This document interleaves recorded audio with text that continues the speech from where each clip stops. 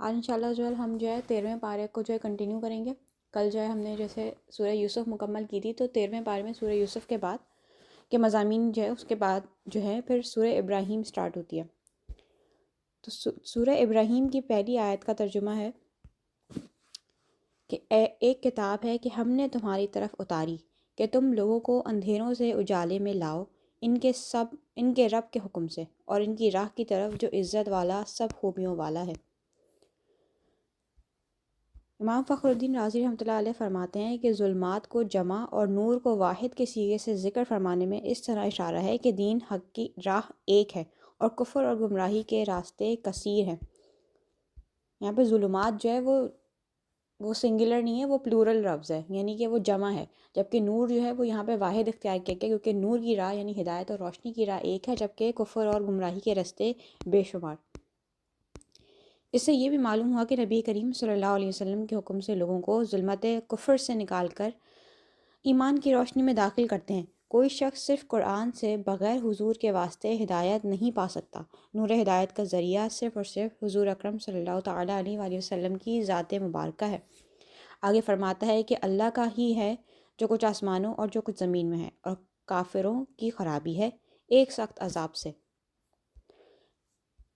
یعنی اللہ تعالیٰ کے راستے کی طرف لاؤ جو عزت والا سب خوبیوں والا۔ ہر وہ چیز جو آسمان اور زمین میں ہے وہ سب خالق و مالک کا ہے، سب اس کے بندے اور مملوک ہیں، تو اس کی عبادت سب پر لازم ہے، اور اس کے سوا کسی کی عبادت صحیح نہیں۔ اور جنہوں نے اللہ کی عبادت چھوڑ کر ان بتوں کی عبادت کرنا شروع کر دی جو کسی چیز کے مالک نہیں بلکہ وہ خود مملوک ہیں، تو آخرت میں ان کے لیے سخت عذاب تیار کر رکھا گیا ہے۔ اس کے بعد شاہ فرماتا ہے جنہیں آخرت سے دنیا کی زندگی پیاری ہے، اللہ کی راہ سے روکتے اور اس میں کجی یعنی ٹیڑھا پن چاہتے ہیں، وہ دور کی گمراہی میں ہیں۔ اس آیت میں ان کفار کے اوصاف بیان کیے گئے جنہیں اس سے پہلی آیت میں آخرت کے شدید عذاب کی وعید سنائی گئی۔ چنانچہ فرمایا گیا وہ لوگ دنیا کی زندگی کو پسند کرتے ہیں اور اسے آخرت کی زندگی پر ترجیح دیتے ہیں، لوگوں کو اللہ کا دین قبول کرنے سے روکتے ہیں اور دین میں ٹیڑھا پن تلاش کرتے ہیں۔ دین میں ٹیڑھا پن تلاش کرنے کی دو صورتیں ہیں، ایک تو یہ کہ انسان جو ہے لوگوں کو سیدھے راستہ اختیار کرنے سے ہی روک رہا ہے، دوسری یہ کہ حق مذہب کے بارے میں لوگوں کے دلوں میں شکوک و شبہات ڈالنے کی، اور جس قدر ہو سکے ہیلے بہانوں وغیرہ کا سہارا لے کر حق مذہب میں برائیاں ظاہر کرنے کی کوشش کرنا۔ اس سے معلوم ہوا جو آخرت کی بجائے دنیا کی زندگی کو پسند کرتے ہیں وہ عملی طور پر گمراہ ہیں، اور جو لوگوں کو اللہ کے راستے اور دین سے روکتے ہیں وہ گمراہ کرنے والے ہیں۔ حضرت عبداللہ بن عباس فرماتے ہیں جو شخص بھی دنیا کی زیب و زینت اور اس کی رنگینیوں کو آخرت کی نعمتوں پر ترجیح دے گا اور آخرت کی بجائے دنیا ہی میں رہنے کو پسند کرے اور حضور پر نور صلی اللہ علیہ وسلم کے لائے ہوئے دین سے لوگوں کو روکے، تو وہ اس آیت کے عموم میں داخل ہے جو خود گمراہ اور لوگوں کو گمراہ کرنے والا ہے۔ اس آیت سے ایسے لوگوں کو عبرت پکڑنی چاہیے جو کہ علم کا لبادہ بظاہر انہوں نے اوڑھا ہوا ہوتا ہے اور اس سے پہن کے جو ہے لوگوں کو مذہب حق سے دور کر رہے ہوتے ہیں، یعنی بد مذہب جو ہوتے ہیں ان کی طرف اشارہ کیا گیا ہے، اور دین میں نئے وہ مذہب نکال کر امت کی کہ ایک ہونے کو، امت کی جو یونٹی ہے اس کا جو ہے شرازہ بکھیرنے کی صحیح کر رہے ہوتے ہیں۔ حضرت زیاد بن حدیر رضی اللہ عنہ سے فرماتے ہیں کہ مجھ سے حضرت عمر نے فرمایا کہ تم جانتے ہو کہ اسلام کو کیا چیز تباہ کرے گی؟ میں نے کہا نہیں۔ ارشاد فرمایا اسلام کو عالم کی لغزش، منافق کا قرآن میں جھگڑنا اور گمراہ کن سرداروں کی حکومت تباہ کرے گی۔ یعنی عالم کی لغزش یعنی عالم کی غلطی، منافق کا قرآن میں جھگڑنا اور گمراہ کن سرداروں کی حکومت جو ہے ان کے بارے میں بیان کیا گیا کہ یہ چیزیں جو ہیں اسلام کو نقصان پہنچائیں گی۔ اس کے بعد حضور صلی اللہ علیہ وسلم نے ارشاد فرمایا کہ مجھے اپنی امت پر سب سے زیادہ خوف قوم کے ان پیشواؤں اور سربراہوں سے ہے جو گمراہ کرنے والے ہیں۔ یہ قوم تو اپنی سربراہوں کی پیروی کر رہی ہوتی ہے، اگر ان کے سربراہ ہی جو ہیں وہ بگڑے ہوئے ہیں، گمراہی کے راستے پہ ہیں، تو قوم تو پھر آٹومیٹکلی برائی کے راستے پر چل پڑے گی۔ اعلیٰ حضرت رحمۃ اللہ علیہ فرماتے ہیں کہ ائمہ دین فرماتے ہیں کہ اے گروہ علماء، اگر تم مستحبات چھوڑ کر مباحات کی طرف جھکو گے تو عوام مکروہات پر گریں گے، اگر تم مکروہ کرو گے تو عوام حرام میں پڑیں گے، اور اگر تم حرام کے مرتکب ہوگے تو عوام کفر میں مبتلا ہوں گے۔ یہ لکھنے کے بعد فرماتے ہیں بھائیوں، اب اللہ کے لیے اپنے اوپر رحم کرو، اپنے اوپر رحم نہیں کرنا چاہتے تو امت مصطفیٰ صلی اللہ علیہ وسلم پر رحم کرو، چرواہے کہلاتے ہو تو بھیڑیے نہ بنو۔ یعنی اگر جو عالم دین ہوں گے، یعنی جن کو اللہ تعالیٰ نے اس منصب سے نوازا ہے، اگر وہ جو ہے مستحب چیزوں کو، یعنی جو بہت ساری چیزیں جو جن کا دین میں کرنا جو پسندیدہ ہے اور نہ کرنے کے اوپر کوئی مذائقہ نہیں ہوتا، تو اگر علماء مستحبات کو چھوڑیں گے تو جو عوام ہوگی وہ تو ان سے ہوتی ہی ایک درجہ نیچے نا، تو وہ پھر کیا کریں گے، وہ مباح چیزوں کی طرف ہی زیادہ بڑھیں گے کہ نہیں یہ چیز تو اسلام نے اس کے اوپر کچھ کہا نہیں ہے، حالانکہ مباح چیز کرنا حلال ہوتا ہے، اس کے کرنے نہ کرنے پر کوئی ثواب یا گناہ نہیں ہوتا، لیکن وہ مباحات میں پڑیں گے۔ لیکن اگر تم جو ہے مکروہات پر جاؤ گے، مکروہات کی طرف جاؤ گے کہ یہ چیز تو مکروہ تنزیہی ہے، اس میں کوئی اتنا کوئی خاص وہ نہیں ہے، تھوڑی سی ناپسندیدگی ہے، اتنا زیادہ اس کا وہ نہیں ہے، تو عوام جو ہے وہ حرام کی طرف جائیں گے، یعنی عوام اس سے بھی نچلے لیول پہ جائیں گے، اور اگر تم حرام میں پڑو گے تو عوام معاذ اللہ کفر کی طرف جھک پڑے گی۔ اس کے بعد اللہ تعالیٰ شاہ فرماتا ہے، ہم نے ہر رسول اس کی قوم ہی کی زبان میں بھیجا کہ وہ انہیں صاف بتائے، پھر اللہ گمراہ کرتا ہے جسے چاہے اور وہ راہ دکھاتا ہے جسے چاہے، اور وہی عزت اور حکمت والا ہے۔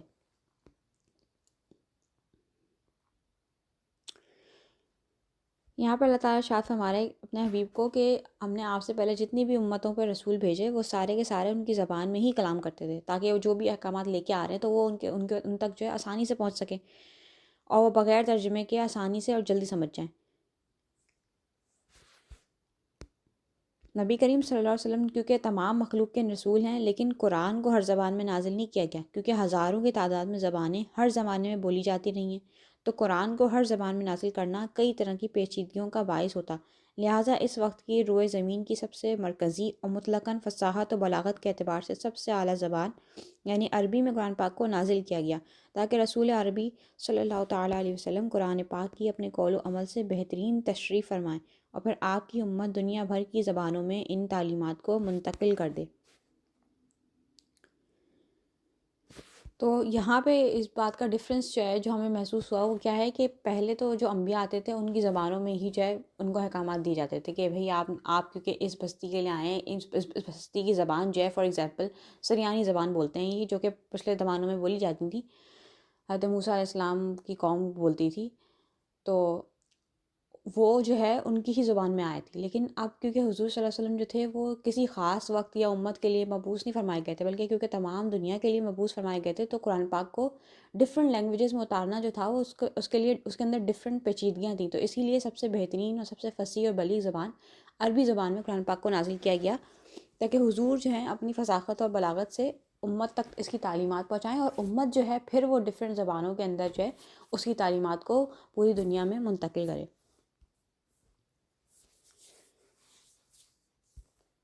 اس کے بعد اب تعالیٰ ارشاد فرماتا ہے، ہم نے بے شک موسیٰ کو اپنی نشانیاں دے کر بھیجا کہ اپنی قوم کو اندھیروں سے اجالے میں لے کے آئے اور انہیں اللہ کے دن یاد دلا، بے شک اس میں نشانیاں ہیں ہر بڑے صبر و شکر والے کو۔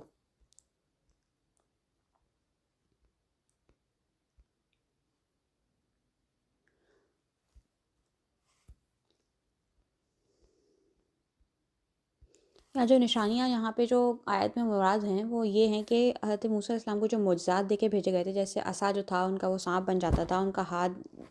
بغل میں ڈال کے جب وہ نکالتے تھے تو وہ بالکل چمکتا ہوا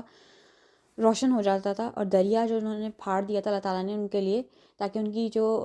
قوم ہے وہ جو ہے اس کو کراس کر سکے، تو اس طرح کے ڈفرینٹ معجزات جو ہیں وہ نشانیاں یہاں ان سے مراد ہیں۔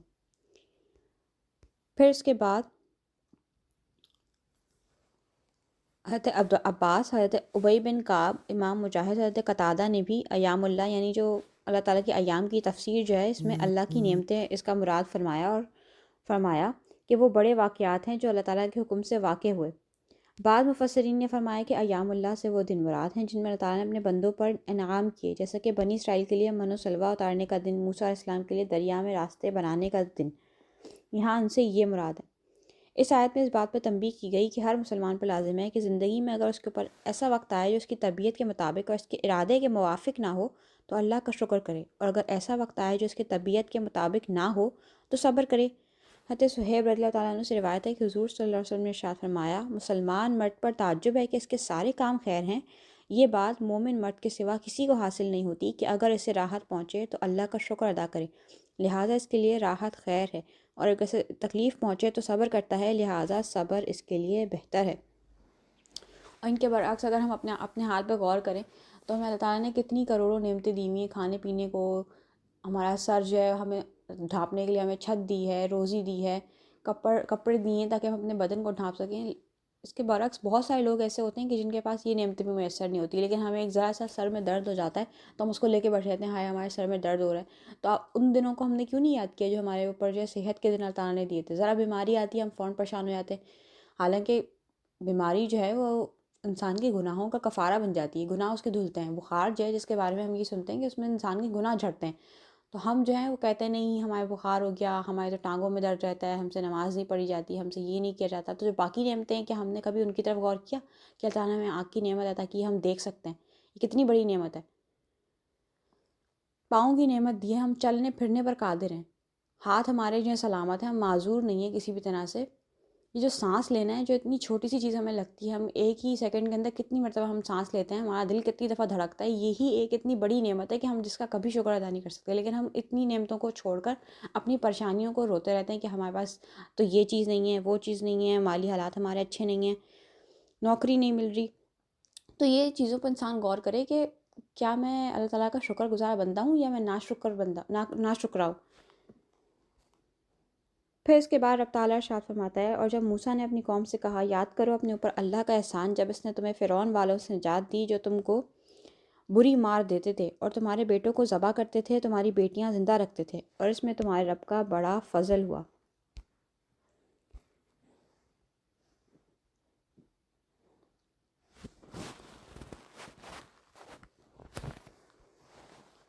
پھر اس کے بعد شاہ فرماتا ہے کیا تمہیں ان کی خبریں نہ آئیں جو تم سے پہلے تھے، نوح کی قوم اور عاد اور سمود اور جو ان کے بعد ہوئے. انہیں اللہ ہی جانے. ان کے پاس ان کے رسول روشن دلیلیں لے کے آئے تو انہیں اپنے ہاتھ منہ کی طرف لے گئے اور بولے ہم منکر ہیں اس کے جو تمہارے ہاتھ بھیجا گیا، اور جس راہ کی طرف ہمیں بلاتے ہو اس میں ہمیں شک ہے کہ بات کھلنے نہیں دیتا.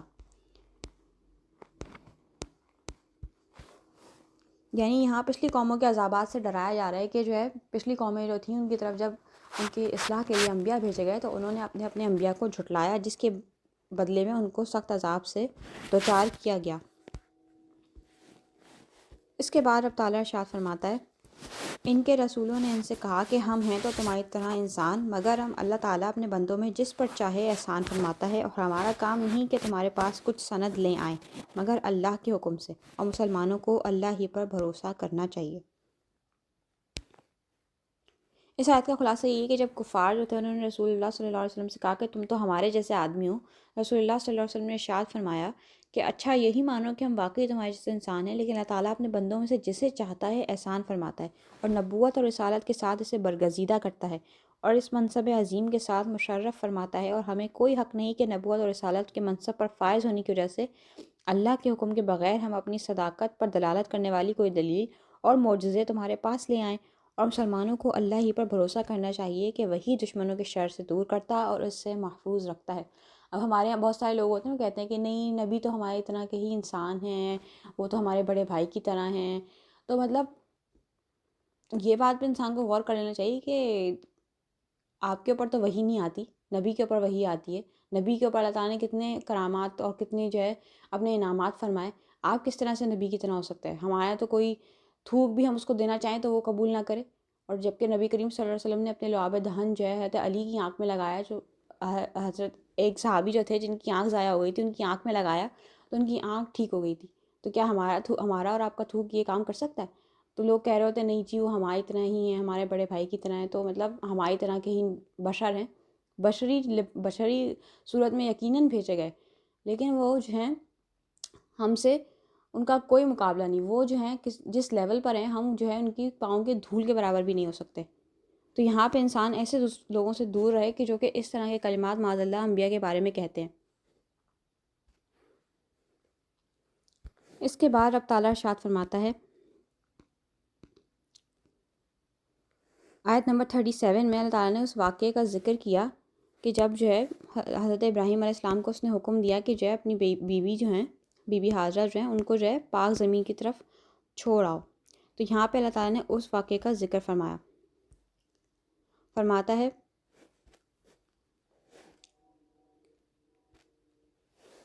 اور یاد کرو جب ابراہیم نے عرض کی کہ اے میرے رب اس شہر کو امان والا کر دے اور مجھے اور میرے بیٹوں کو بتوں کے پوجنے سے بچا. حضرت ابراہیم علیہ السلام کی یہ دعا قبول ہوئی، اللہ تعالیٰ نے مکہ مکرمہ کو ویران ہونے سے محفوظ فرما دیا اور کوئی بھی اس مقدس شہر کو ویران کرنے پر قادر نہ ہو سکا، اور اس شہر کو اللہ تعالیٰ نے حرم بنایا کہ اس میں نہ کسی انسان کا خون بہایا جائے اور نہ کسی پر ظلم کیا جائے، اور وہاں شکار مارا جائے اور نہ ہی سبزہ کاٹا جائے۔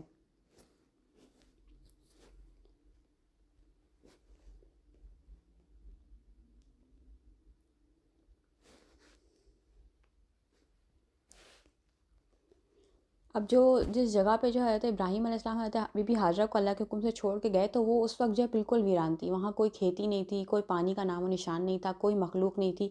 تو اس پر بی بی ہاجرہ جو تھی وہ جو ہے ان کا دل جو ہے گھبرایا، انہوں نے کہا کہ یہ آپ کیا مجھے خود سے چھوڑ کے جا رہے ہیں، یہ میرے رب کا حکم ہے؟ تو ابراہیم علیہ السلام نے ارشاد فرمایا کہ نہیں، یہ میرے رب کا حکم ہے۔ تو اس پر جو بی بی ہاجرہ جو تھیں، ان کا دل جو تھا، جو بے قرار دل تھا، وہ قرار پا گیا کہ میرا رب جو ہے مجھے ضائع ہونے نہیں دے گا۔ باقاعدہ ان کے یہ الفاظ ذکر فرمائے کہ میرا رب مجھے ضائع نہیں ہونے دے گا۔ پھر جب وہ حضرت اسماعیل علیہ السلام پیاس کی شدت سے جب بلکتے تھے، تو جو ہے وہ جس طرح سے جو ہے صفا اور مروہ کے درمیان دوڑیں، اور پھر اللہ تعالیٰ نے جو ہے ان کے لیے آب زمزم کا جو کنواں جو ہے وہاں سے نکلا، تو وہاں پہ جو ہے وہ پہلی شخصیت تھیں جن کے دم سے جو ہے وہ علاقہ آباد ہوا۔ جب قافلے آئے، انہوں نے دیکھا کہ یہاں پہ ایک عورت موجود ہے جو کہ پانی وانی کا انتظام ہے، اس کے پاس سبزہ اگنا شروع ہو گیا ہے، تو وہ جو ہے آٹومیٹکلی انہوں نے جو ہے ان سے اجازت طلب کی کہ یہ پانی کی، کیونکہ مالک آپ ہیں تو آپ جو ہے ہمیں پانی وغیرہ یہاں حاصل کرنے کی اجازت دیں۔ اور پھر آہستہ آہستہ وہاں پہ جو ہے آبادیاں جو ہے بڑھتی گئیں، اور وہ جو ہے مکے وہاں ویران زمین جو تھی وہ اللہ تعالیٰ نے ان کے دم سے آباد فرمائی۔ پھر اس کے بعد آیت نمبر 42 میں اللہ تعالیٰ ارشاد فرماتا ہے کہ اللہ تم غافلوں کی بدعمالیوں سے بے خبر نہ سمجھو، اللہ تو اس دن تک ڈھیل دے رہا ہے جس دن دہشت سے سب کی آنکھیں کھلی کی کھلی رہ جائیں گی، لوگ سر اٹھائے بے تحاشا دوڑ آئے ہوں گے، ان کی پلک تک نہ جھپک سکے گی اور ان کے دل ہوا ہو رہے ہوں گے۔ اس دن ظالم یہ عرض کریں گے کہ اے ہمارے رب، ہمیں کچھ مہلت دے دے تاکہ ہم تیرے پیغام کو قبول کریں اور تیرے رسولوں کی پیروی کریں۔ اللہ فرمائے گا، کیا تم نے اس سے پہلے یہ قسمیں نہیں کھائی تھی کہ تم پر بالکل زوال نہ آئے گا؟ تم ان لوگوں کے گھروں میں رہتے تھے جنہوں نے اپنی جانوں پر ظلم کیا، اور تم پر یہ بھی بالکل واضح ہو چکا تھا کہ ہم نے ان کے ساتھ کیا معاملہ کیا، اور ہم نے تمہارے لیے مثالیں بھی بیان کی تھیں۔ تو انہوں نے ایسی خطرناک سازشیں کی کہ ان سے پہاڑ بھی ہل جائیں، اور اللہ کے پاس ان کی سازشیں لکھی ہوئی ہیں، تو تم اللہ کے رسولوں سے کیے ہوئے وعدے کے خلاف کرنے والا نہ سمجھو، بے شک اللہ بہت غالب انتقام لینے والا ہے۔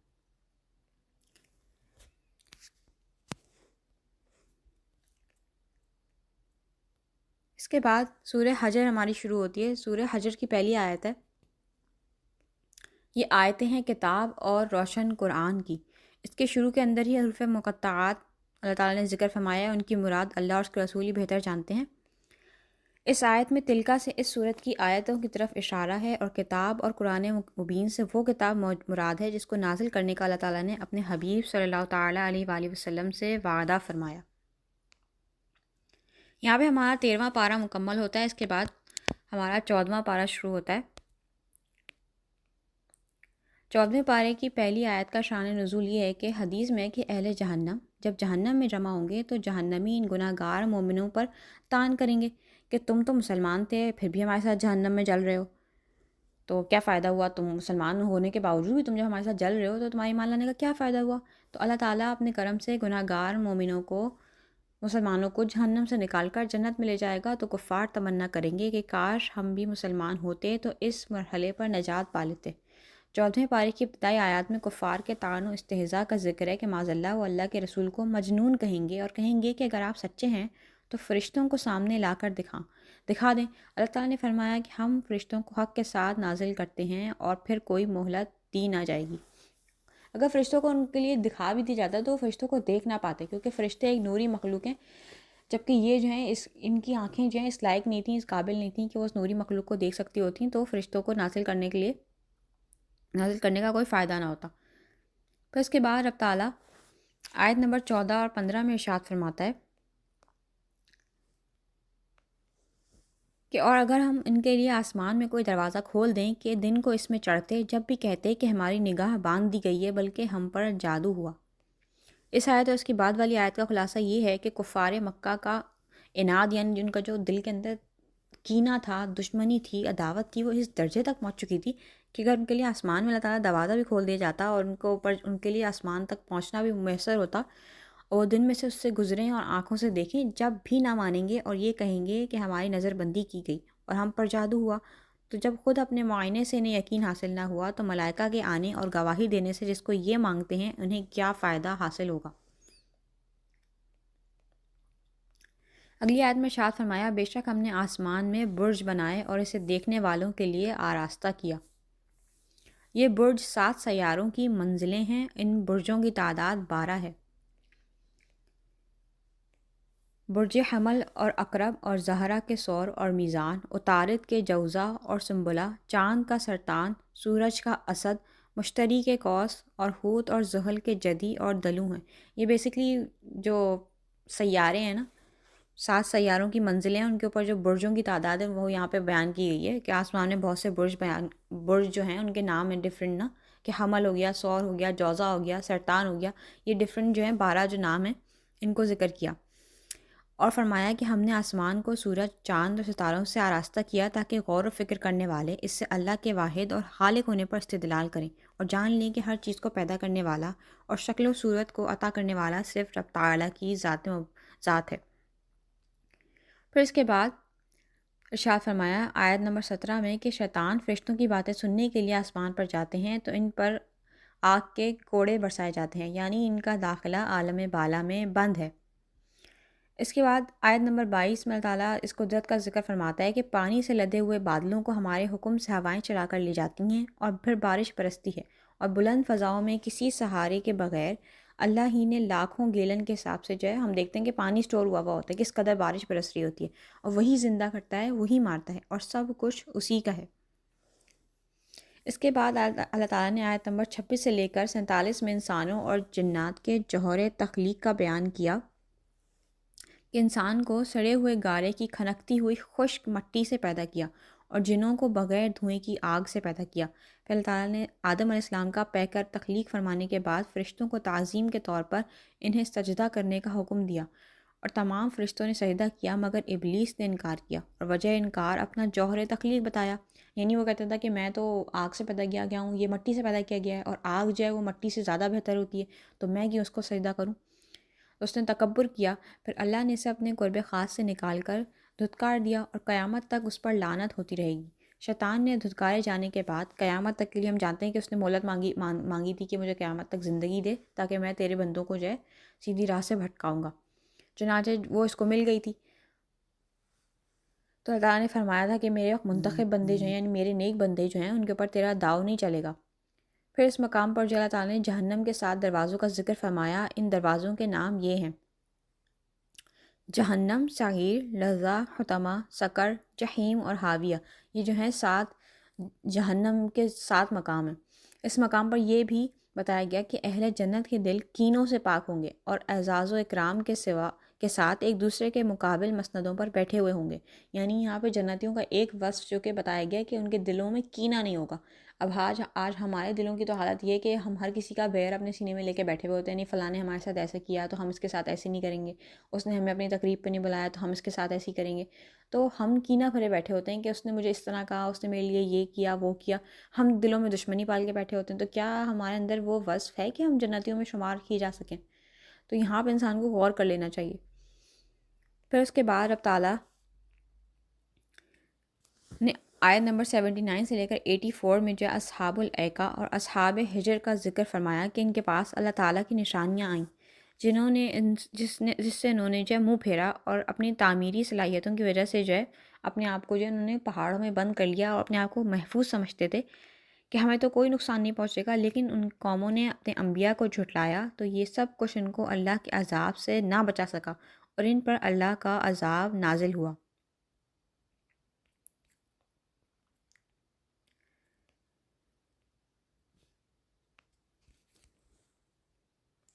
اب یہاں پہ جو اصحاب الایکا کی بات کی گئی تو اصحاب الایکا جو ہے اس سے جو ہے حضرت شعیب علیہ السلام کی قوم مراد ہے۔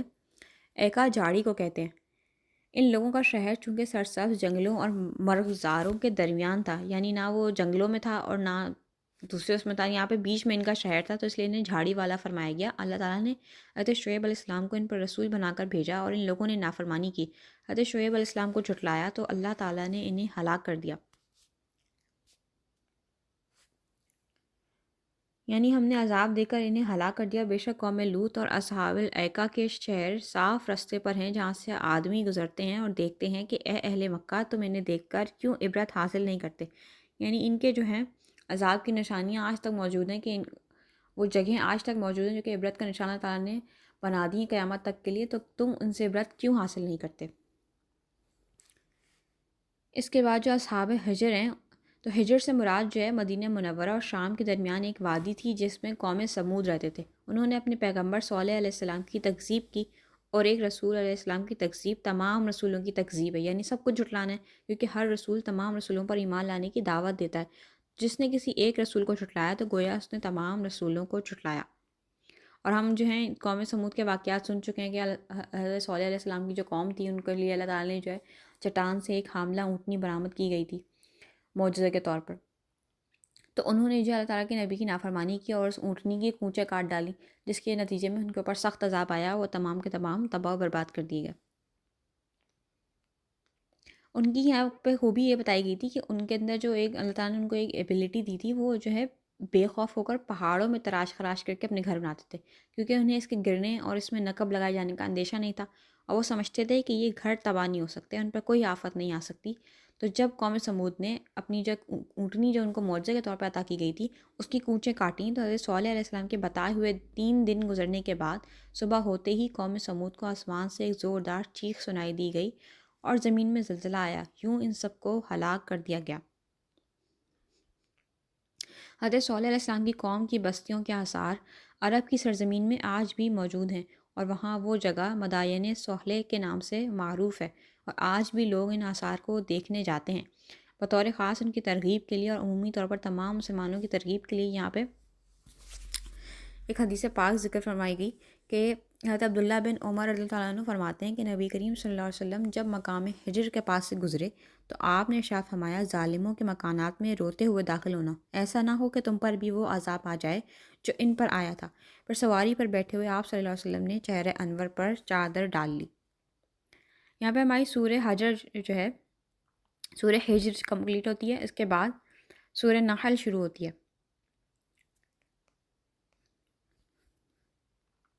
سورہ نحل مکی صورت ہے، ترتیب مصحف کے اعتبار سے 16ویں، جبکہ ترتیب نزول کے اعتبار سے 70ویں صورت ہے۔ اس صورت میں نحل یعنی شہد کی مکھی کا ذکر ہے، اسی لیے اس کا نام سورہ نحل رکھا گیا۔ اس صورت کے اکثر مضامین میں اللہ تعالیٰ کی توحید، الوہیت، استحقاق عبادت میں منفرد ہونا، یعنی اللہ تعالیٰ کی عبادت کرنے میں اکیلے ہونا، اس پر بے شمار دلائل موجود ہیں۔ کفار جو تھے یہاں پہ جو ذکر جو ہے وہ بتایا گیا کہ ایک تو یہ مکی صورت تھی، کفار جو تھے انہوں نے مکی زندگی میں حضور کو بہت ایذائیں دی تھیں، بہت ظلم کیا تھا، اور آپ جو ہے مسلسل صبر فرماتے رہے، اور وہ جو کفار تھے وہ مسلسل مذاق کے طور پر کہتے تھے کہ نہیں، اگر آپ سچے ہیں آپ نا اللہ سے دعا کریں کہ وہ ہم پر عذاب دے دے۔ تو مکہ میں جو تھے یہ آپ کے آخری دن تھے، اور مدینہ میں کفار کے لیے عذاب کے اسباب موجود تھے، اس لیے فرمایا کہ اللہ کا حکم آ پہنچا، اس لیے اے کافروں تم اس کے طلب میں عجلت نہ کرو۔ اس کے بعد فرمایا کہ منصب رسالت اللہ کی مرضی سے عطا کیا جاتا ہے، اور آسمانوں، زمینوں اور انسان کو پیدا کرنے والا اللہ تعالی ہے۔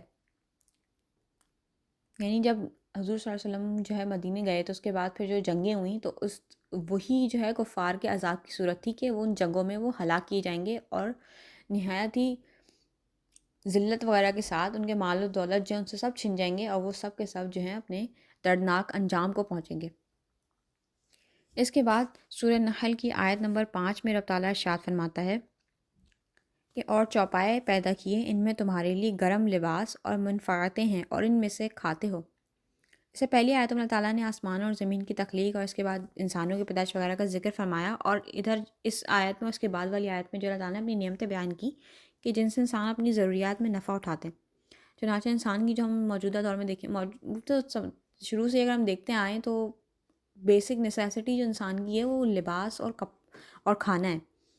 کیونکہ اس سے انسان کو جو اس کے جسم کو جو ہے تقویت اور حفاظت حاصل ہوتی ہے، اس لیے سب سے پہلے ان جانوروں کا ذکر کیا گیا جن سے یہ فوائد حاصل ہوتے ہیں۔ آیت کا خلاصہ یہ ہے کہ اللہ تعالیٰ نے اونٹ، گائے اور بکریاں وغیرہ جانور پیدا کیے، ان کی کھالوں اور اون سے تمہارے لیے گرم لباس تیار ہوتے ہیں،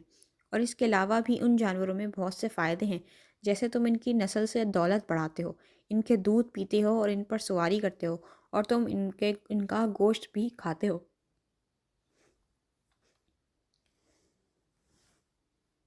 اور فرمایا کہ تمہارا ان میں تجمل ہے جب انہیں شام کو واپس لاتے ہو اور جب چرنے کو چھوڑتے ہو، یعنی جب تم ان جانوروں کو شام کے وقت چراگاہوں سے واپس لے کے آتے ہو اور صبح کے وقت انہیں چرنے کو چھوڑ جاتے ہو، تو اس وقت ان جانوروں کی کثرت اور بناوٹ دیکھ کر تمہیں خوشی حاصل ہوتی ہے اور لوگوں کی نگاہوں میں تمہاری عزت، وجاہت اور مقام بڑھ جاتا ہے۔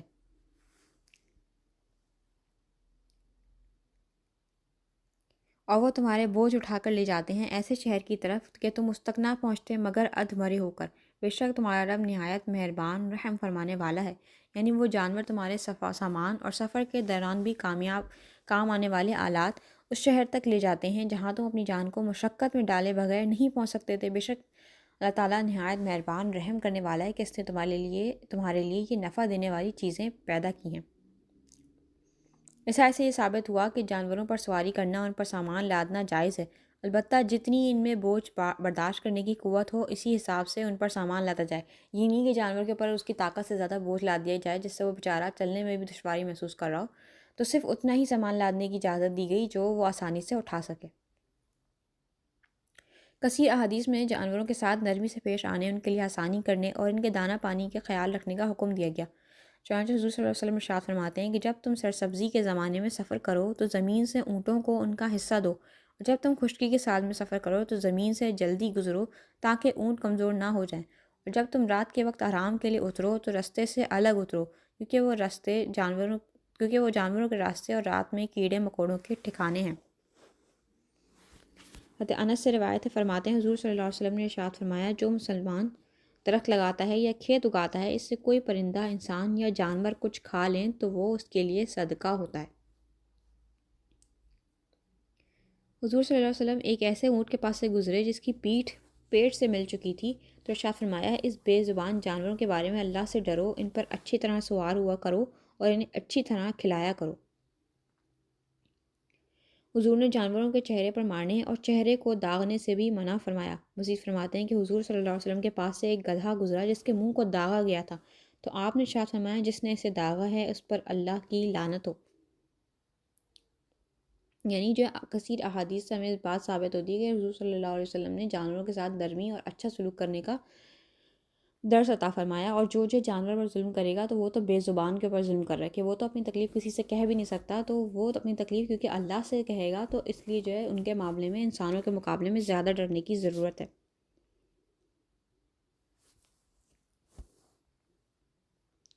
ہاں، میٹنگ کا ٹائم ختم ہو رہا ہے، تو ہم جو ہے میٹنگ کو یہیں پہ اینڈ کر کے دوبارہ جوائن کرتے ہیں۔ میں لنک بھیج رہی ہوں، اس کو آپ لوگ جوائن کر لیجیے گا۔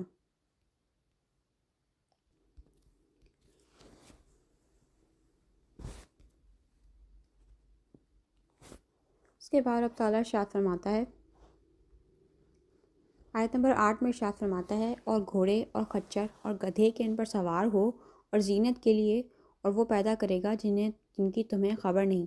اللہ تعالیٰ نے جو گھوڑے، خچے اور گدھے جو ہیں وہ بھی اللہ تعالیٰ نے انسان کے نفع کے لیے پیدا کیے تاکہ تم ان پر سواری کرو، اور ان میں تمہارے لیے سواری اور دیگر جو فوائد ہیں ان کے ساتھ ساتھ یہ تمہارے لیے زینت ہے کہ انسان جو ہے جانوروں کی کثرت کے اوپر فخر کرتا ہے، تو اللہ تعالیٰ نے یہاں پہ اس کی زینت کا سامان فرمایا۔ علماء فرماتے ہیں، ہمیں اونٹ، گائے، بکری، گھوڑا، خچر وغیرہ جانوروں کا مالک بنا دینا اور انہیں ہمارے لیے نرم کر دینا، ان جانوروں کو اپنا تابع کرنا، ان سے نفع اٹھانا ہمارے لیے مباح کر دینا اللہ تعالیٰ کی ہم پر رحمت ہے۔ کہ ہم دیکھتے ہیں ہر جانور جو ہے وہ ٹیم نہیں ہو سکتا، لیکن یہ جانور جن سے ہمارے لیے بہت طرح کے نفع ہیں، اللہ تعالیٰ نے ان کی جو ہے طبیعت اس طرح کی بنائی تاکہ یہ ہم سے مانوس ہو جائیں اور یہ ہمارے کام آئیں۔ اب کچھ جانور ہوتے ہیں جن کی فطرت میں ایسی چیز ہوتی ہی نہیں ہے کہ آپ کتنی بھی کوشش کر لیں وہ ٹیم نہیں ہو سکتے۔ پھر اس کے بعد فرمایا، جانوروں کی ایسی اقسام تمہارے سامنے بیان کی گئیں کہ ان کے علاوہ مزید ایسی عجیب و غریب چیزیں اللہ تعالیٰ پیدا کرے گا جن کی حقیقت اور پیدائش کی کیفیت تم نہیں جانتے۔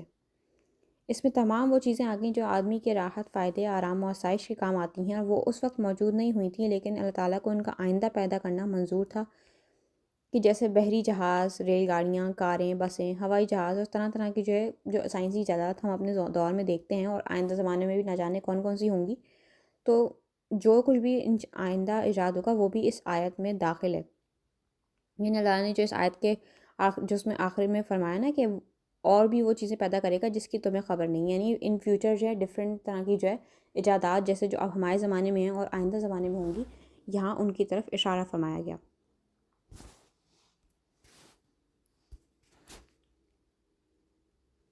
پھر اس کے بعد اب تعالیٰ آیت نمبر 11 میں زمین سے پیدا ہونے والے پھلوں اور نعمتوں کا ذکر فرماتا ہے کہ یہ شمس و قمر اور ستارے اسی کے حکم کے تابع ہیں. انسان سمندر پر سمندر سواری کر کے تلاش رزق کے لیے سفر بھی کرتا ہے اور مچھلیوں کا شکار کر کے تازہ گوشت بھی کھاتا ہے، اور سمندر ہی سے متعلق مختلف قسم کے جو ہے زیورات میں استعمال ہونے والی چیزیں نکلتی ہیں. اس کے بعد زمین میں پہاڑوں کے گاڑنے، نہروں، منزل کے لیے راستوں، نشان منزل اور ستاروں کا ذکر فرمایا. ان تمام نعمتوں کا تفصیل سے ذکر کرنے کے بعد فرمایا اگر تم اللہ کی نعمتوں کو شمار کرنے لگو تو ان کا احاطہ نہ کر سکو گے.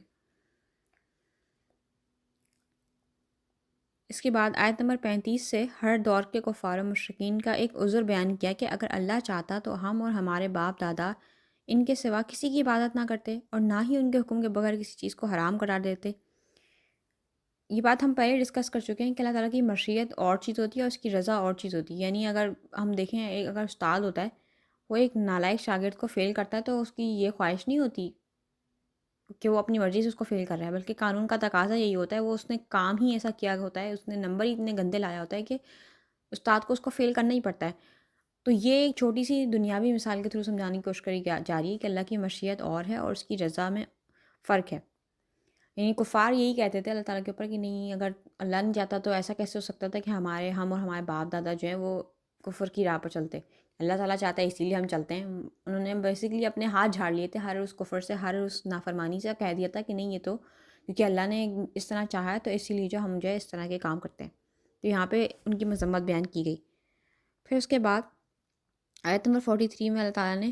نبی کریم صلی اللہ علیہ وسلم سے فرمایا کہ آپ سے پہلے بھی ہم نے مردوں کو رسول بنا کر بھیجا جن کی طرف ہم وحی کرتے تھے اور حقانیت کے واضح دلائل اور کتابیں بھی بھیجی، اور اے رسول ہم نے آپ کی طرف بھی قرآن نازل کیا تاکہ آپ لوگوں کو ہمارے احکام وضاحت کے ساتھ بتائیں جو ان کی طرف اتارے گئے ہیں. قرآن نے یہ بھی ارشاد فرمایا کہ جو تم نہیں جانتے وہ اہل علم سے پوچھو. اپنی اٹکل سے کسی بھی مسئلے کا حل نہ نکالو، بلکہ علماء جب تک تمہارے درمیان موجود ہیں تو ان سے جو ہے سوالات کر کے اپنے مسئلے پوچھو. پھر اس کے بعد آیت نمبر 57 میں ارشاد فرمایا کہ مشرک اللہ کی طرف بیٹیوں کی نسبت کرتے ہیں، وہ ان تمام نسبتوں سے پاک ہے. ان کا اپنا حال یہ ہے کہ اگر ان کو بیٹی کی پیدائش کی خبر دی جائے تو ان کا چہرہ کالا پڑ جاتا ہے اور وہ غصے سے بھر جاتے ہیں. بیٹی کی پیدائش کو بری خبر جانتے ہیں اور اپنی قوم سے چھپتے پھرتے ہیں کہ بیٹی کو ذلت اٹھا کر زندہ رکھیں یا رسوائی سے بچنے کے لیے اسے زندہ درگور کر دیں. اس سے معلوم ہوا کہ جس عہد میں قرآن نازل ہو رہا تھا اس میں بیٹیوں کے حوالے سے لوگوں کی کیا سوچ تھی. پھر اسلام نے عورت کو ماں، بیٹی، بہن اور بیوی کے روپ میں کتنا تقدس عطا فرمایا.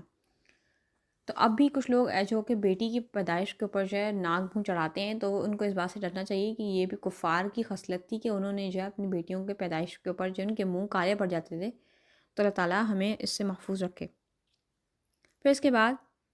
آیت نمبر 66 میں اللہ تعالیٰ نے اپنی قدرت کی نشانیاں بیان فرمائیں کہ دودھ دینے والے جانور کے پیٹ میں خوراک جاتی ہے اور اس کے معدے کے ایک ہی کارخانے میں رنگین، بدبودار اور ناپاک گوبر پیدا ہوتا ہے اور خون بنتا ہے، اور یہ دونوں ناپاک رنگین چیزوں کے درمیان سے ہی چاندی کی طرح چمکتا ہوا صاف، شفاف، سفید اور پاکیزہ دودھ بنتا ہے، اور کھجور اور انگور کے پھلوں سے رزق اور میٹھے شربت بننے کے عمل میں عقل مندوں کے لیے نشانیاں ہیں. پھر آیت نمبر 68 میں شہد کی مکھی کا ذکر فرمایا کہ اللہ تعالیٰ نے اس چھوٹی سی مخلوق کو پہاڑوں، درختوں اور چھپروں میں اپنا مستحکم گھر بنانے کا شعور عطا کیا. پھر شہد کی مکھی طرح طرح کے پھولوں کا رس چوس کر آتی ہے اور اس کے معدے کے کارخانے میں شہد بنتا ہے جس میں انسانیت کے لیے شفا ہے. یعنی شہد کی مکھی کا بیان کیا جا رہا ہے کہ وہ کتنے کتنے پھولوں کا رس چوستی ہے. ویسے اگر ہم پھل کا رس چوسنے کی کوشش کریں تو کیا ہے، وہ ہمیں تو کڑوا ہی محسوس ہوتا ہے نا، لیکن اللہ تعالیٰ کی قدرت کہ وہ جب شہد کی مکھی اس کو چوس کے لے کے جاتی ہے اس کے معدے کے کارخانے میں شہد بنتا ہے جو کتنا میٹھا ہوتا ہے. اس میں انسانیت کے لیے شفا بھی رکھی گئی. پھر اس کے بعد آیت نمبر 75 میں اللہ تعالیٰ مثال بیان فرماتا ہے کہ ایک مجبور و بے اختیار غلام ہے جو کسی چیز کا مالک نہیں ہے. دوسرا وہ ہے جس کے پاس رزق کی فراوانی ہے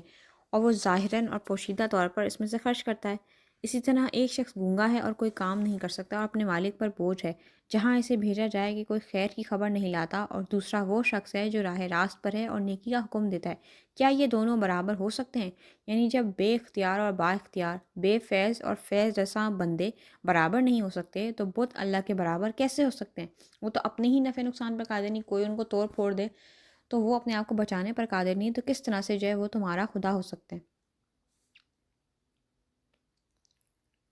اس کے بعد آیت نمبر 79 میں فرمایا کہ جو پرندے فضاؤں میں اڑتے ہیں تو انہیں اللہ ہی تو بغیر کسی سہارے کے فضا میں قرار عطا فرماتا ہے کہ وہ گرتے نہیں، وہ آسمان میں اڑتے پھرتے ہیں۔ پھر اس کے بعد ارشاد فرمایا مشرکین جن بتوں کو پوجتے ہیں کل بروز قیامت وہ ان سے بیزاری کا اظہار کریں گے اور ان کو جھوٹا ثابت کر کے اللہ کی بارگاہ میں عاجزی پیش کریں گے کہ ان کو دوہرا یعنی اپنے کفر اور دوسروں کو حق سے روکنے کا عذاب ملے گا۔ پھر فرمایا کہ قیامت کے دن ہم ہر امت کے خلاف انہی میں سے ایک گواہ یعنی اس عہد کے نبی اور رسول کو پیش کریں گے، اور اے رسول ہم آپ کو ان سب پر گواہ بنا کر پیش کریں گے، یعنی ہر نبی اللہ کی عدالت میں گواہی دے گا کہ اس نے دعوت حق کا فریضہ انجام دیا، اور حضور صلی اللہ علیہ وسلم تمام انبیاء کی گواہی کی تصدیق فرمائیں گے۔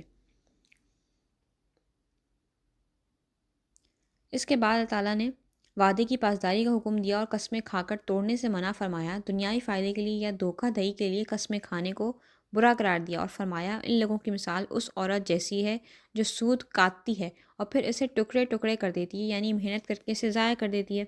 بالکل اسی طرح ہے۔ اگلی آیت میں ارشاد فرمایا کہ دنیا کی حقیر اور ناپائیدار فائدے کے لیے اللہ کے عہد کو نہ توڑو، دائمی اور ابدی نعمتیں صرف اللہ کے پاس ہیں۔ اللہ تعالیٰ نے ارشاد فرمایا ہر مومن مرد اور عورت جو نیک کام کریں گے تو ہم انہیں پاکیزہ زندگی عطا کریں گے اور ان کو بہترین جزا عطا فرمائیں گے۔ پھر اس کے بعد آیت نمبر 106 میں اللہ تعالیٰ نے ایک حکم بیان فرمایا کہ اگر جو ہے مسلمان جو ہے وہ کافر کے نرغے میں آ جائے، یعنی دشمن جو ہے اس کے اوپر غالب آ جائے اور وہ اس کو جو ہے کلمہ کفر کہنے پر مجبور کرے، تو اللہ تعالیٰ نے یہاں پہ جو ہے اس کے لیے ایک جو ہے صورت رکھی ہے کہ جو ایمان لا کر اللہ کا منکر ہوا سو اس کے سوا جو مجبور کیا جائے اور اس کا دل ایمان پر جمع ہوا ہو، ہاں وہ جو دل کھول کر کافر ہو، ان پر اللہ کا غضب اور ان کو بڑا عذاب ہے۔ یعنی یہاں پہ جو ہے اس کا شان نزول یہ تھا کہ آیت جو تھی وہ حضرت عمار بن یاسر کے بارے میں نازل ہوئی۔ حضرت عمار، ان کے والد یاسر اور ان کی والدہ سمیہ، حضرت صہیب، حضرت بلال، حضرت خباب، حضرت سالم رضی اللہ عنہ کو پکڑ کر کفار نے سخت ایذائیں دیں تاکہ وہ اسلام سے پھر جائیں، لیکن جب یہ حضرات اسلام سے نہ پھرے تو کفار نے حضرت عمار رضی اللہ عنہ کے والدین کو بڑی بے رحمی سے شہید کر دیا۔ حضرت عمار رضی اللہ عنہ کیونکہ ضعیف تھے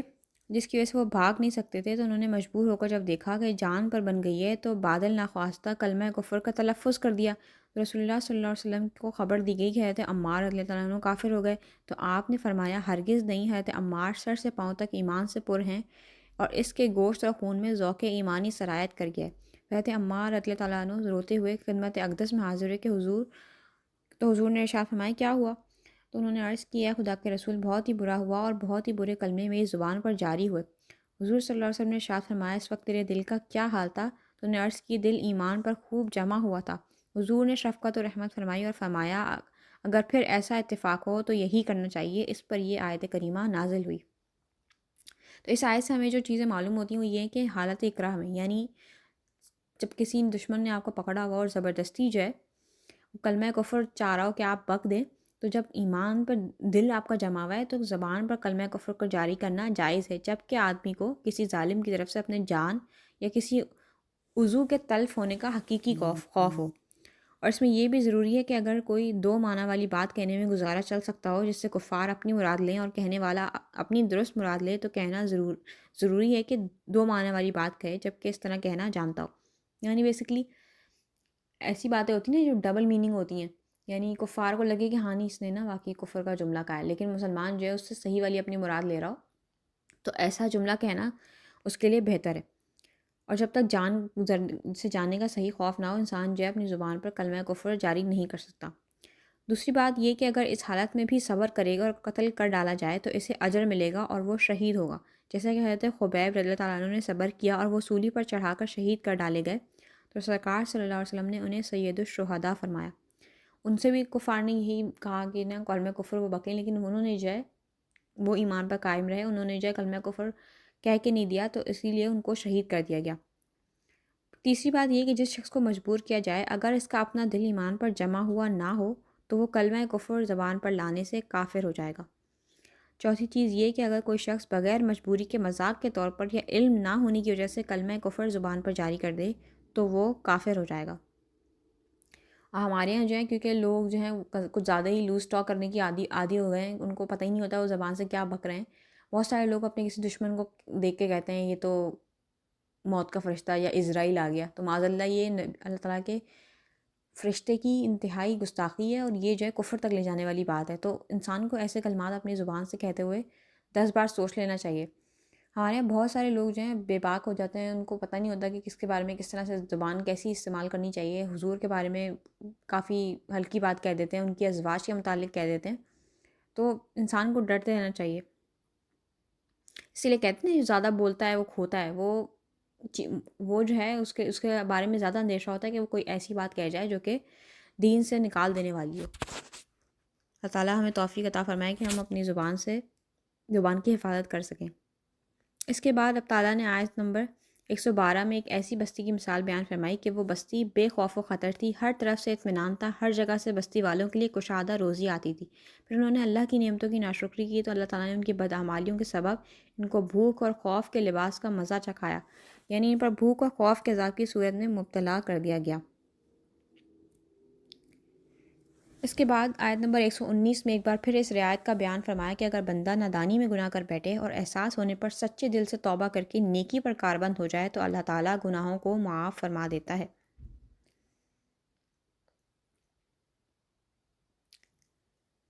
آیت نمبر 125 میں دعوت دین کے اسلوب کو بیان کیا گیا کہ کس طرح سے دعوت دین دی جائے گی کہ اپنے رب کی راہ کی طرف حکمت اور عمدہ نصیحت کے ساتھ بلاؤ، اور اگر بحث کی نوبت آئے تو احسن طریقے سے دلیل قائم کرو، اور مشکلات میں صبر و تحمل کا مظاہرہ کرو کہ صبر کی توفیق اللہ ہی کی طرف سے ملتی ہے اور اس کا بدلہ بھی اللہ تعالیٰ ہی دیتا ہے۔ آخر میں فرمایا کہ اللہ تقوی اختیار کرنے والوں اور نیک کام کرنے والوں کے ساتھ ہے۔ یہاں پہ ہمارا 14واں پارہ بھی مکمل ہوتا ہے۔ واحلل عقدۃ من لسانی ویفقہوا قولی ربی زدنی علما۔ انشاءاللہ عز و جل آج ہم اپنے 15ویں پارے سے ابتدا کریں گے۔ 15واں پارہ شروع ہوتا ہے سورہ بنی اسرائیل سے، جسے سورہ اسرا بھی کہا جاتا ہے۔ سورہ بنی اسرائیل جو ہے مکی صورت ہے، ترتیب مصحف کے اعتبار سے 17ویں، جبکہ ترتیب نزول کے اعتبار سے 50ویں صورت ہے۔ اس صورت میں بنی اسرائیل کا ذکر ہے، اسی لیے اس کا نام بنی اسرائیل رکھا گیا۔ اس صورت میں مسجد حرام سے لے کر مسجد اقصیٰ تک حضور صلی اللہ علیہ وسلم کے سفر اسرا کا بھی ذکر ہے، اسی لیے اس صورت کو سورہ اسرا بھی کہتے ہیں۔ اس صورت میں معجزہ معراج کا ذکر اور بنی اسرائیل کا تفصیلی ذکر ہے۔ تخلیق کائنات سے ذات باری تعالیٰ اور توحید پر دلائل، مشرکین کے رد، قرآن کی حقانیت کے دلائل، تکریم انسانیت، نماز اور خصوصاً نماز تہجد کا بیان ہے۔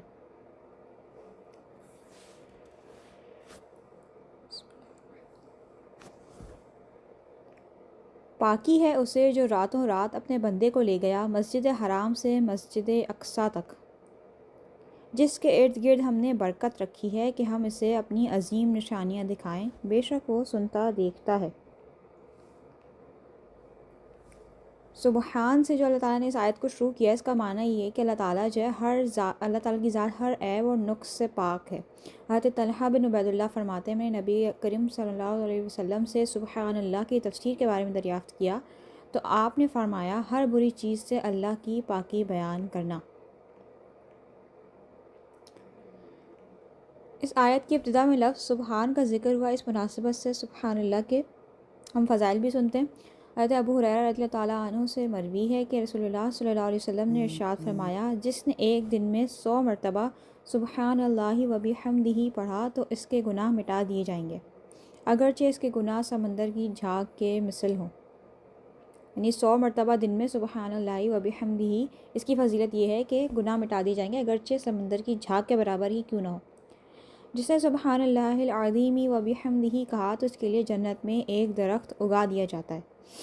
حضرت ابوذر رضی اللہ تعالیٰ عنہ سے مروی ہے، فرماتے ہیں میں نے عرض کیا رسول اللہ، میرے ماں باپ آپ پر قربان، کون سا کلام اللہ تعالیٰ کو سب سے زیادہ محبوب ہے؟ ارشاد فرمایا وہ کلام جسے اللہ نے فرشتوں کے لیے پسند فرمایا، اور وہ یہ ہے سبحان ربی و بحمدہ، سبحان ربی و بحمدہ۔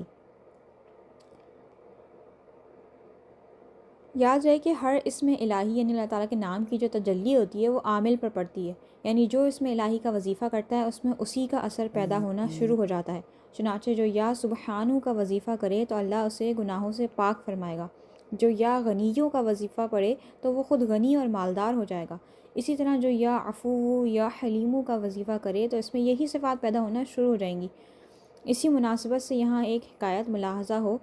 چنانچہ حضرت ابو بکر بن زیارت رحمۃ اللہ علیہ سے منقول ہے کہ ایک شخص حضرت معروف کرخی رحمۃ اللہ علیہ کی خدمت میں حاضر ہوا اور عرض کی حضور آج صبح ہمارے ہاں بچے کی ولادت ہوئی ہے اور میں سب سے پہلے آپ کے پاس یہ خبر لے کر آیا ہوں تاکہ آپ کی برکت سے ہمارے گھر میں خیر نازل ہو۔ حضرت معروف کرخی رحمۃ اللہ علیہ نے فرمایا کہ اللہ تمہیں اپنے حفظ و امان میں رکھے، یہاں بیٹھ جاؤ اور 100 مرتبہ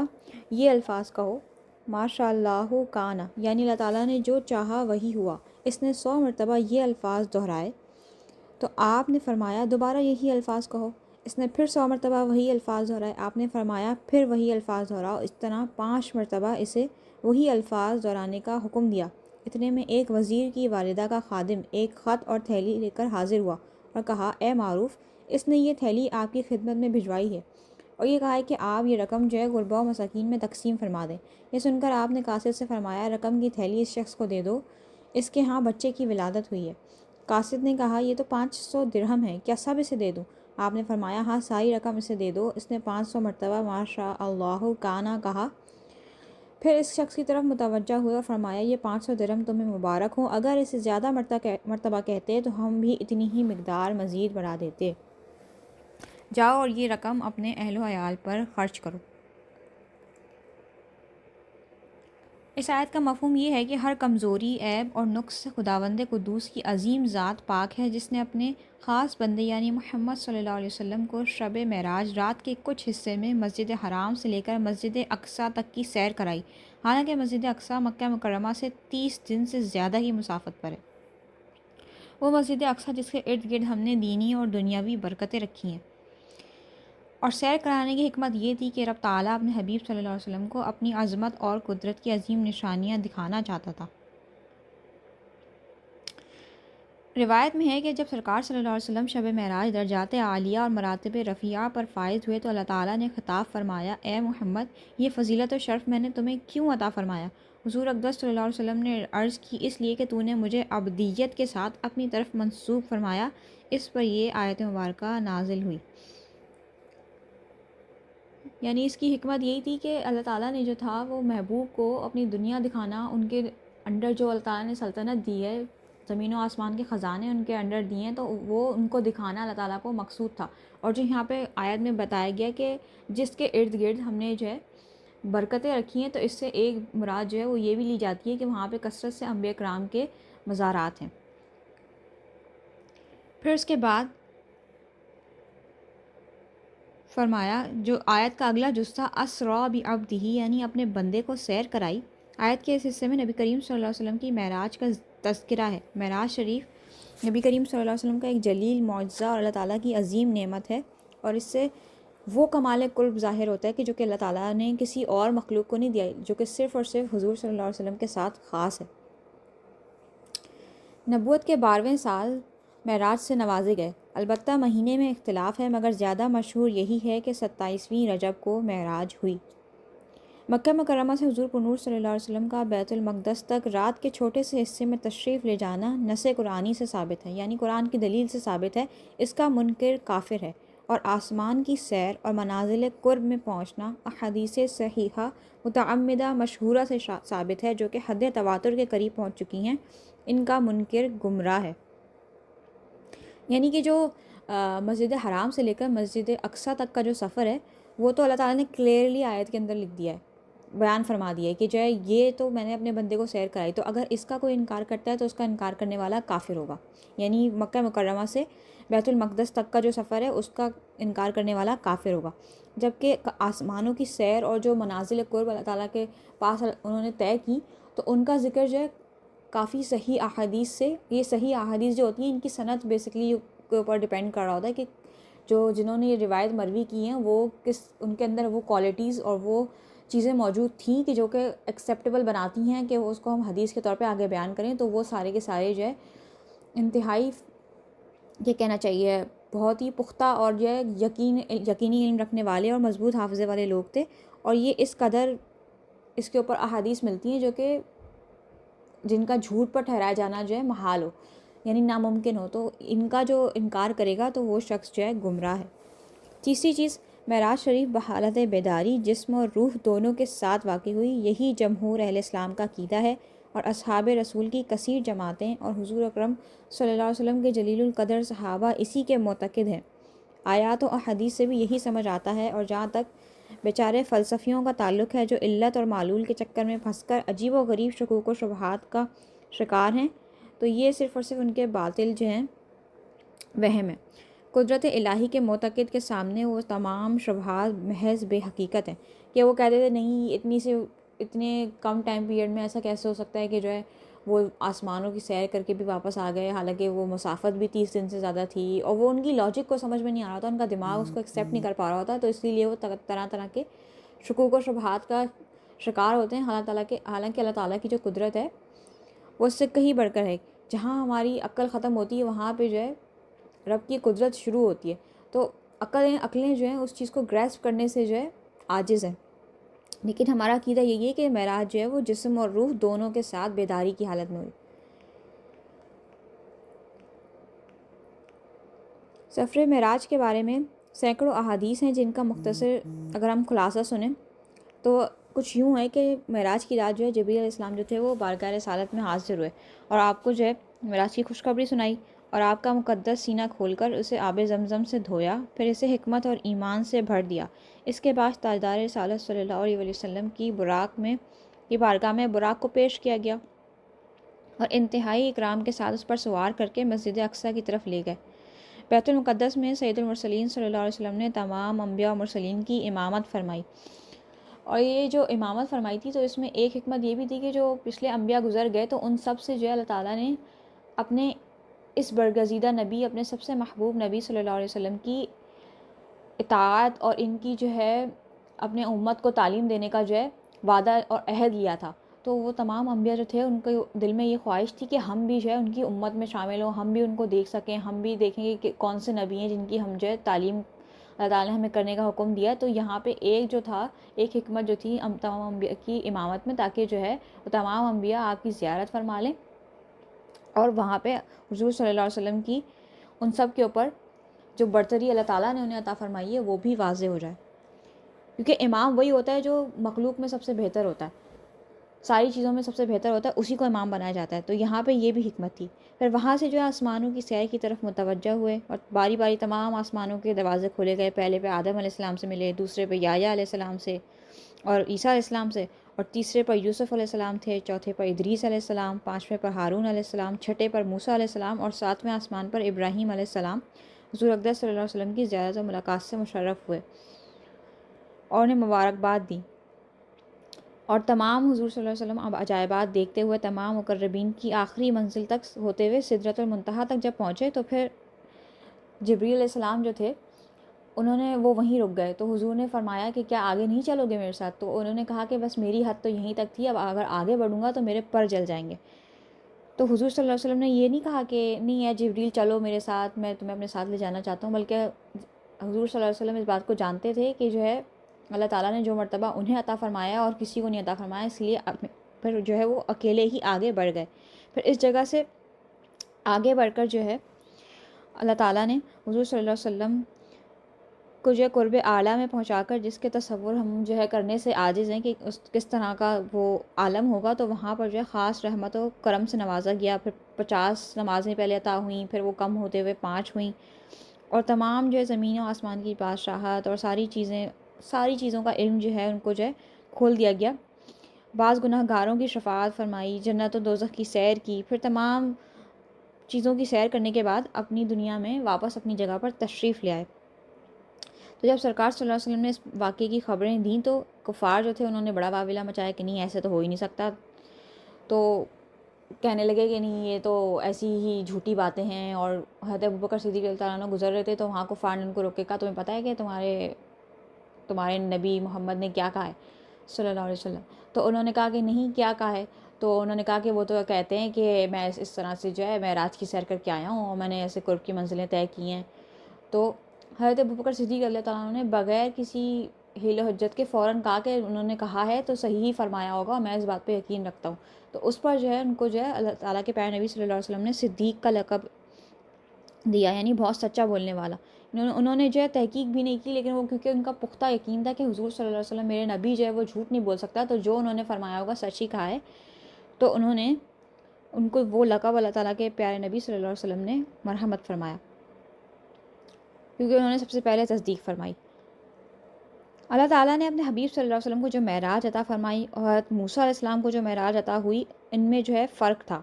یعنی اعلیٰ حضرت فرماتے ہیں کہ کلیم اللہ یعنی موسیٰ علیہ السلام کی معراج درخت دنیا پر ہوئی، چنانچہ ارشاد فرمایا برکت والی جگہ میں میدان کے دائیں کنارے سے ایک درخت سے انہیں ندا کی گئی۔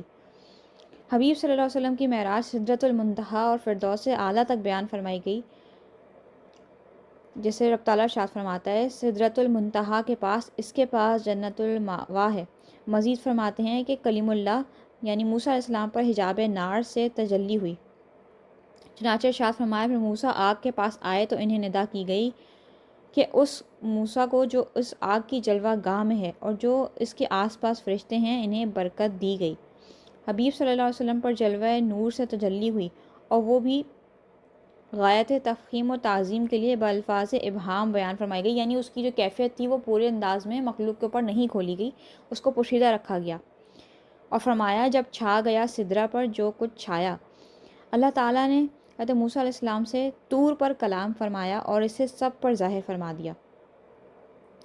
کہ میں نے تجھے پسند کیا، تو اب اسے غور سے سن جو وحی کی جاتی ہے، بے شک میں ہی اللہ ہوں، میرے سوا کوئی معبود نہیں، تو میری عبادت کر اور میری یاد کے لیے نماز قائم رکھ۔ جبکہ حضور صلی اللہ علیہ وسلم سے جو مکالمہ فرمایا وہ سب سے چھپایا، اور قرآن میں اس کا ذکر اس طرح سے فرمایا کہ پھر اس نے اپنے بندے کو وحی فرمائی جو اس نے وحی فرمائی، یعنی اس کلام کو ان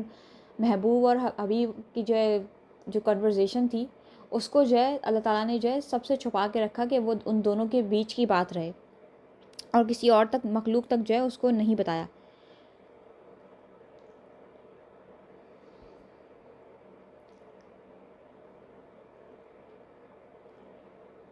تو یہاں پہ جو دو ہم نے معراج کی فضیلتیں سنی، جو دو حکمتیں سنی، ایک تو جو ہم نے جو ہے مسجد حرام سے مسجد اقصیٰ تک والی سنی کہ اس میں حضور کی فضیلت اور شرف ظاہر کرنا مقصد تھا کہ جو ہے حضور صلی اللہ علیہ وسلم نے جو ہے تمام کی امامت فرمائی، تمام انبیاء کی، اور جسے مقدم اسی کو کیا جاتا ہے کہ جو کہ جس کا رتبہ سب سے زیادہ ہوتا ہے، تو سلطان کو اپنے علاوہ جو ہے لوگوں پر مطلقاً تقدم حاصل ہوتا ہے، تو اسی لیے حضور صلی اللہ علیہ وسلم جو سلطان انبیاء تھے تو انہوں نے جو ہے امامت فرمائی۔ دوسری حکمت کیا تھی کہ جو ہے حشر کے دن جو ہے مخلوق اسی سرزمین پر جمع ہوگی، اس لیے یہ جگہ جو ہے حضور کے قدموں کی برکت سے نہال ہو جائے تاکہ آپ کی امت پر محشر میں وقوف یعنی وہاں ٹھہرنا آسان ہو۔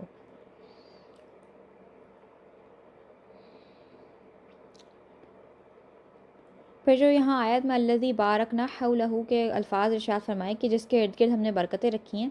تو اس میں بیسکلی مسجد اقصیٰ کی شان بیان کی جا رہی ہے کہ اس کے ارد گرد دینی اور دنیاوی دونوں طرح سے برکتیں ہیں۔ دینی برکتیں یہ تھیں کہ وہ سرزمین پاک وحی کے اترنے کی جگہ، انبیاء کرام کی عبادت گاہ، ان کی قیام گاہ بنی، اور ان کی عبادت کا قبلہ بھی تھی، اور وہاں پہ انبیاء کرام کی قبریں بھی تھیں۔ اور دنیاوی برکتیں یہ ہیں کہ وہاں قرب و جوار میں نہر، درخت وغیرہ بہت کثرت سے موجود تھے، جس کی وجہ سے وہ زمین سرسبز و شاداب ہے، اور میوے اور پھلوں کی کثرت کی وجہ سے وہ بہترین راحت کا مقام ہے۔ پھر اس کے بعد رب تعالیٰ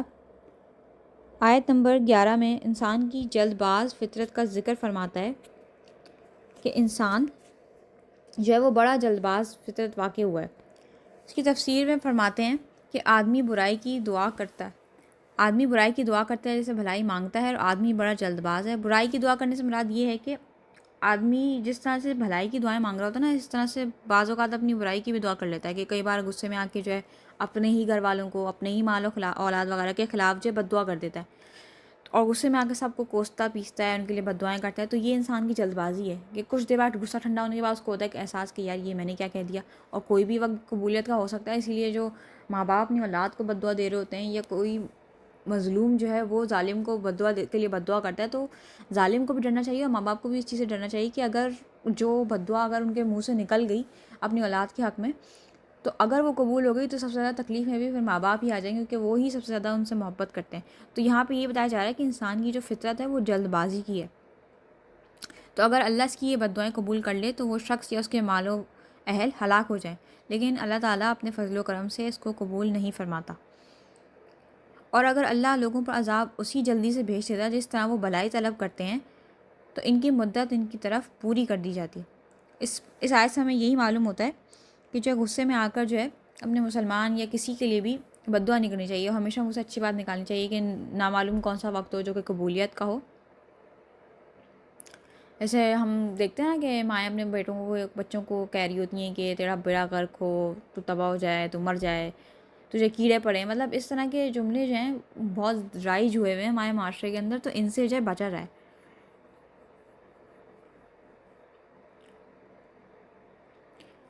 اس آیت کے آخر میں فرمایا گیا کہ آدمی بڑا جلد باز ہے۔ اسے سامنے رکھتے ہوئے دیکھا جائے تو ہمارے معاشرے میں لوگوں کی ایک تعداد ایسی نظر آتی ہے جو کہ دینی اور دنیاوی کاموں دونوں میں جلد بازی سے کام لیتے ہیں۔ جیسے وضو کر رہے ہیں تو فٹافٹ کر لیں گے کہ بس چھپا کے مارے، 2 4 چھپا کے مارے اور نکل آئے۔ نماز ادا کر رہے ہیں تو بس ٹکرے مار رہے ہیں اور جلدی جلدی نہ یہ دیکھ رہے ہیں کہ واجبات ادا ہو رہے ہیں، نہ فرضوں میں دیر لگا رہے ہیں،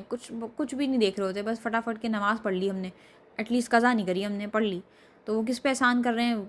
وہ ان کے اوپر ہے کہ وہ پتہ نہیں کس لیے پڑھ رہے ہیں پھر اس طرح کی نمازیں۔ تلاوت قرآن کر رہے ہیں، اس میں جلدی کر رہے ہیں کہ مطلب کوئی مخارج ادا نہیں ہو رہے ہیں، بس کسی نہ کسی طرح پڑھ لو بس نا۔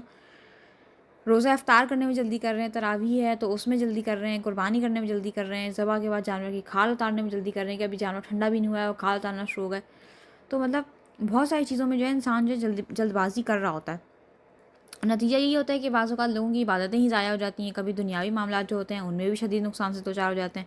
اور پھر کیا ہوتا ہے بعد میں ریگریٹ ہو رہا تھا کہ کاش اس وقت ہم تھوڑا تحمل مزاجی کرتے، تھوڑا سا سوچ سمجھ کے فیصلہ کرتے۔ تو یہاں پہ ایسے لوگوں کو سوچنا چاہیے۔ پھر ارشاد فرمایا، حضور صلی اللہ علیہ وسلم ارشاد فرماتے ہیں، بردباری اللہ کی طرف سے ہے اور جلد بازی شیطان کی طرف سے ہے۔ بعض ایسے کام ہیں جن میں جلدی کرنا بری چیز نہیں ہوتی، بلکہ ان میں جلدی کرنا جو ہے وہ شریعت کو مطلوب ہوتا ہے۔ جیسے قضا نمازیں اگر آپ کی ہیں، اگر روزے ہیں جو آپ کے ذمہ ادا کرنے کے ہیں، تو وہ جو ہے آپ ان کو پورا کرنے میں جلدی کریں۔ یہ نہیں کہ آپ ڈیلے کیے جا رہے ہیں کہ اگلے سال رمضان آ گیا اور آپ پھر سے چھوٹ رہے ہیں روزے، کیونکہ عورتوں کے ساتھ تو یہ چیز لگی رہتی ہے۔ تو اس میں یہی ہے کہ جیسے ہی آپ کے چھوٹے ہیں تو شوال میں بھی جیسے روزوں کی فضیلت ہوتی ہے تو شوال میں ہی آپ پورے کر لیں، جتنی جلد سے جلد ہو سکے۔ ایک قرض ہوتا ہے کیونکہ یہ بھی ایک طرح کا نا، تو اس قرض کو ادا کرنے میں جلدی کریں۔ اب جیسے کسی کا اگر آپ نے ویسی مالی قرض لیا ہوا ہے تو اب اس میں بھی جو ہے ہمیں جلدی کرنے کا حکم ہے۔ شریعت یہی چاہتی ہے کہ ہم جلد سے جلد قرض ادا کریں، کیونکہ اس بندے کو بھی وہ ہو سکتا ہے نا شرم و حیا کے وجہ سے جو ہے وہ آپ سے مانگ نہ رہا ہو اپنے پیسے، لیکن ضرورت تو آج کل سب کو ہی ہوتی ہے۔ تو اس میں اگر آپ کے اوپر کسی کا قرض ہے تو اس قرض کو ادا کرنے میں بھی جلدی کریں۔ اور اگر اولاد جوان ہو گئی ہے اور اس کا جو ہے کفو مل رہا ہے، آپ دیکھ رہے ہیں کہ ہاں ایک مناسب رشتہ موجود ہے، تو اس میں بھی جلدی کرنا جو ہے شریعت کو پسند ہے۔ اس کے بعد رب تعالیٰ آیت نمبر 13 میں فرماتا ہے کہ ہم نے ہر انسان کا اعمال نامہ اس کے گلے میں لٹکا دیا ہے، یعنی اللہ کی قضا اور قدر، یعنی جو تقدیر میں جو کچھ ہے طے ہوا ہے وہ ہو کر رہے گا، اور قیامت کے دن یہ اعمال نامہ ایک کھلی ہوئی کتاب کی صورت میں ہوگا۔ بندے سے کہا جائے گا کہ اپنا اعمال نامہ پڑھو، آج تم خود اپنے ہی احتساب کرنے، اپنا ہی محاسبہ کرنے میں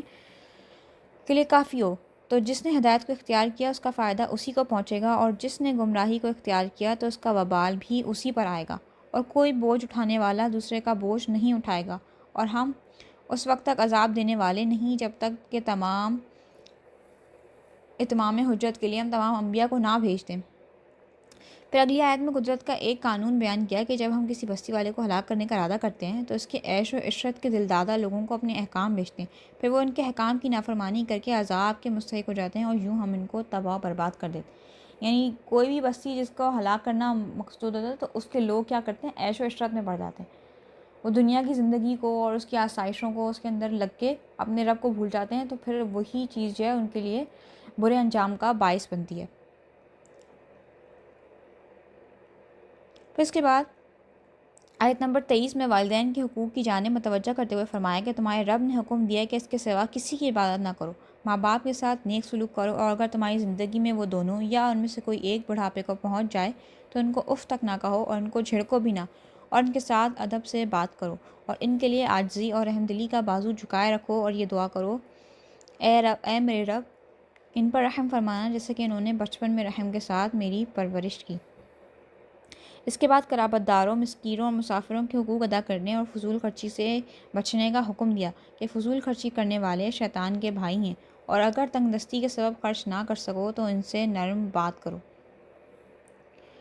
اس کے بعد تسلسل کے ساتھ کچھ احکامات جو اگلی آیتوں میں بیان کیے وہ یہ ہیں کہ خرچ کرنے میں بخل، حرص اور فضول خرچی کے درمیان میانہ روی کو اختیار کرنا، یعنی جو نیک کام ہیں ان میں آپ کھلے دل سے، کھلے ہاتھ سے خرچ کریں، اور مباح کام جو کہ جائز ہوتے ہیں تو اس کے اندر میانہ روی اختیار کریں،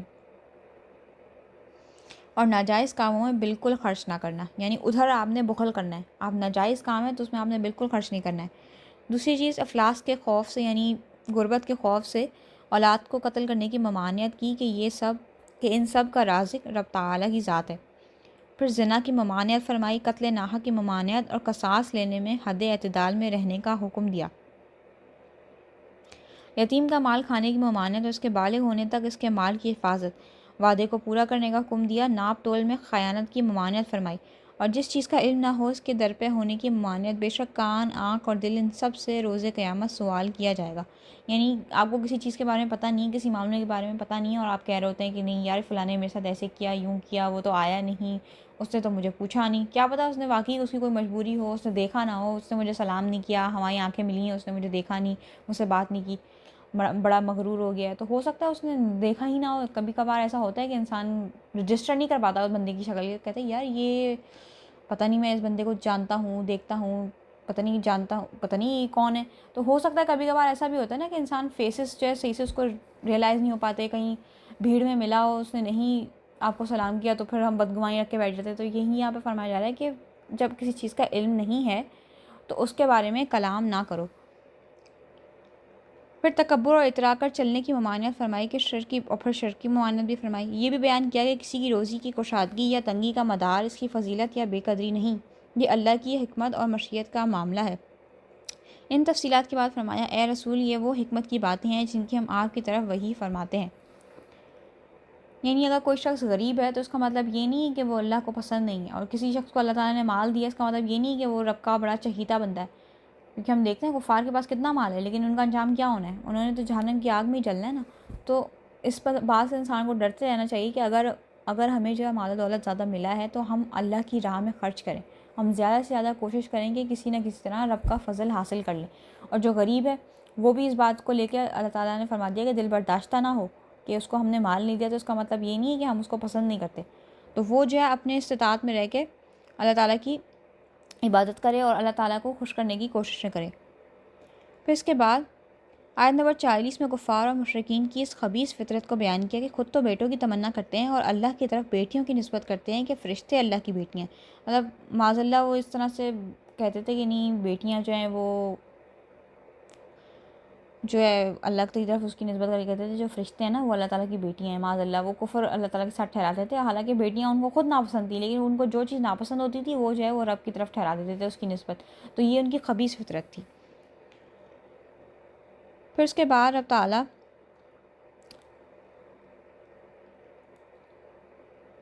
آیت نمبر 85 میں اس امر کا بیان فرماتا ہے کہ یہودیوں نے رسول اللہ صلی اللہ علیہ وسلم سے روح کے بارے میں سوال کیا تو اللہ نے فرمایا، اے رسول کہہ دیجئے کہ روح میرے رب کے امر میں سے ہے اور تم کو محض تھوڑا سا علم عطا کیا گیا ہے۔ اس سے بتانا یہ مقصود ہے کہ جن چیزوں کی حقیقت جاننے پر ہدایت اور نجات موقوف نہیں، ان کے در پہ ہونے کی ضرورت نہیں ہے، کہ آپ کا تعلق ہی نہیں ہے اس بات سے، آپ کے لیے کیا ہے کہ آپ اللہ تعالیٰ کی بات کریں، اس کی نافرمانی سے بچیں تاکہ آپ ہدایت کا راستہ اختیار کریں اور قیامت کے دن آپ کو نجات حاصل ہو، لیکن جس معاملے سے آپ کا تعلق نہیں ہے تو اس کے اندر اپنی ٹانگ نہ اڑائیں۔ پھر اس کے بعد مشرکین مکہ کے بعض فاسد مطالبات کا ذکر کرتے ہوئے فرمایا کہ انہوں نے کہا کہ ہم اس وقت تک ایمان نہیں لائیں گے جب تک کہ آپ ہمارے لیے زمین سے پانی کا کوئی چشمہ جاری نہ کر دیں، یا آپ کھجوروں اور انگوروں کے باغات کے مالک بن جائیں جن کے نیچے نہریں بہہ رہی ہوں، یا آپ ہمیں اس عذاب سے ڈراتے ہیں تو اس کو لے آئیں، یا آسمان کو ٹکڑے ٹکڑے کر کے ہم پر گرا دیں، یا اللہ اور فرشتوں کو ہمارے سامنے بے حجاب لے آئیں،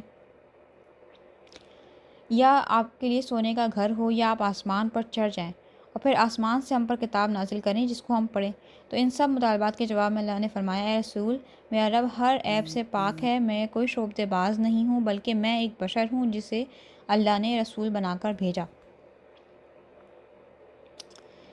پھر کفار مکہ کے اس اعتراض کا ذکر ہے کہ اللہ نے بشر کو رسول بنا کر کیوں بھیجا، یعنی فرشتہ کیوں نہیں بھیجا؟ تو اللہ فرماتا ہے کہ اے رسول کہہ دو کہ اگر زمین میں فرشتے بستے اور اطمینان سے چلتے پھرتے تو ہم ان پر آسمان سے فرشتہ ہی رسول بنا کر نازل کرتے، یعنی نبی اور رسول جو ہیں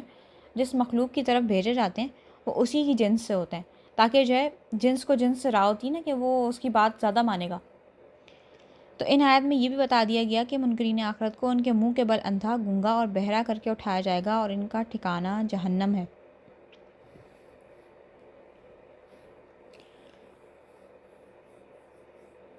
اس کے بعد آیت نمبر 105 میں قرآن مجید کو بتدریج یعنی تھوڑا تھوڑا کر کے نازل کرنے کی حکمت یہ بتائی کہ رسول ان پر ٹھہر ٹھہر کر پڑھیں، ان کے لیے قرآن کو سمجھنے میں آسانی ہو۔ مشرکین مکہ اعتراض کرتے ہیں کہ کبھی آپ اللہ کہتے ہیں، کبھی رحمان کہتے ہیں، ہم رحمان کو تو نہیں جانتے۔ تو اللہ نے فرمایا، اے رسول کہہ دیجئے کہ معبود برحق کو تم اللہ کہہ کر پکارو یا رحمان کہہ کر، یا اسے جس بھی نام سے پکارو، سب اسی کے نام ہیں، اور اسے پکارنے میں میانہ روی سے کام لو۔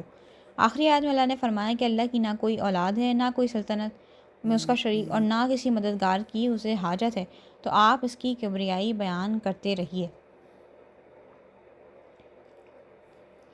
اس کے بعد ہماری سورہ کہف شروع ہوتی ہے۔ چونکہ میٹنگ کا ٹائم ختم ہو رہا ہے تو ہم اس کے بعد ہماری سورہ کہف شروع ہوتی ہے۔ سورہ کہف مکی صورت ہے، ترتیب نزول کے اعتبار سے 69، جبکہ ترتیب مصحف کے اعتبار سے 18ویں صورت ہے۔ اس صورت میں اصحاب کہف کا ذکر ہے، جب اس کا نام سورہ کہف رکھا گیا۔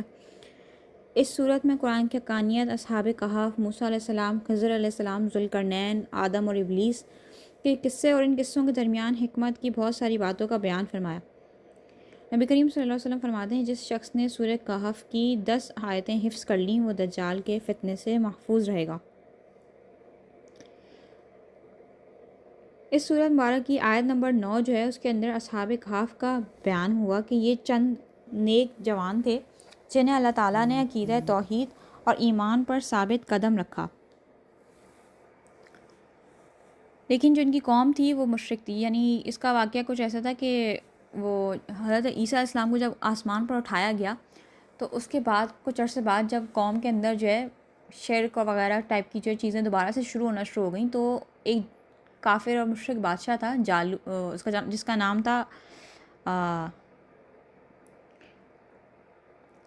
خیر ابھی مجھے یاد نہیں آ رہا، میں بتاتی ہوں اس کا نام۔ تو وہ جو تھا اس کی یہی کوشش تھی کہ سارے لوگوں کو مشرک بنا لے۔ دقیانوس نام تھا بادشاہ کا۔ تو دقیانوس جو تھا وہ کافر اور ظالم بادشاہ تھا، وہ لوگوں کو زبردستی جو ہے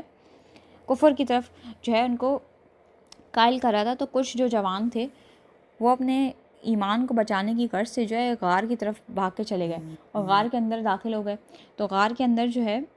وہ جا کے لیٹ گئے، اور ان کے ساتھ ان کے پیچھے پیچھے جو ہے ایک کتا جو تھا وہ بھی غار میں آ گیا۔ تو انہوں نے اس کو بھگانے کی کوشش کی کہ بھائی یہ بھونکے گا تو لوگوں کو پتہ چل جائے گا کہ لوگ ہمیں، جو اس کے بادشاہ کے جو لوگ ہیں جو ہمیں چیس کر رہے ہیں، ہمارا پیچھا کر رہے ہیں، وہ ہمیں پکڑ لیں گے۔ تو انہوں نے اس کو بھگانے کی کوشش کی، لیکن وہ جو ہے حالانکہ اس کی فطرت میں بھونکنا ہوتا ہے، لیکن وہ جو کتا تھا وہ ادب کرتا تھا ان لوگوں کا۔ تو اس ادب کی وجہ سے جو ہے اس نے جو ہے شور نہیں مچایا، لیکن وہ بار بار واپس آتا رہا نا۔ بالآخر انہوں نے اس کو چھوڑ دیا اور اللہ تعالیٰ نے جو ہے ان کے اوپر نیند طاری کر دی، تو وہ جو ہے سوتے رہ گئے۔ تقریباً ان کا بیان کیا جاتا ہے کہ کم و بیش یہ 309 سال تک جو ہے ادھر ہی سوتے رہے۔ اور جو ہے جو دقیانوس تھا اس نے جب پتہ کیا کہ بھائی یہ لوگ کہاں گئے ہیں، تو انہوں نے جو لوگوں کو پتہ لگا کہہ رہے ہیں ہم نے دیکھا تھا غار میں گئے نا شاید، تو اس نے کہا اس غار کے اوپر نا دیوار کھڑی کر دو اس کے منہ کے اوپر۔ تو غار کے اوپر دیوار کھڑی کرنے کا کام جس بندے کو دیا تھا وہ بھی نیک شخص تھا، تو اس نے جو ہے ان کے نام وغیرہ لکھ کر ایک تختی کے اندر اور صندوق میں ڈال کے وہیں دفن کر دیا۔ اب 309 سال گزر گئے۔ اب جو ہے ایک نیک مسلمان جو بادشاہ تھا وہ جو ہے اس کی حکومت آئی جس کا نام بیدروس تھا۔ تو اس کے زمانے میں لوگوں کے اندر یہ فتنہ اٹھنا شروع ہو گیا کہ موت کے بعد کس طرح اٹھایا جائے گا۔ تو وہ بیچارہ بڑا پریشان، اس نے کہا کہ میں اپنی قوم کو اس فتنے سے کس طرح نکالوں، اس طرح سے تو یہ کفر کی جانب چلے جائیں گے۔